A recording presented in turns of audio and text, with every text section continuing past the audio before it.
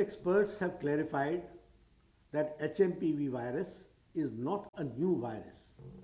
It was first identified in 2001 and it has been circulating in the entire world since many years. HMPV spreads through the air by way of respiration. This can affect persons of all age groups. The virus spreads more during the winter and the early spring months.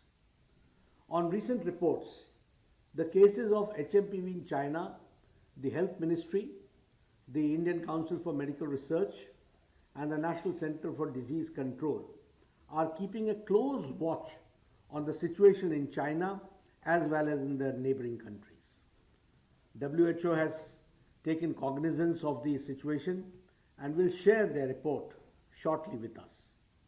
The country data for respiratory viruses available with Indian Council for Medical Research, ICMR, and the Integrated Disease Surveillance Program has also been reviewed and no surge in any of the common respiratory viral pathogens is observed in India.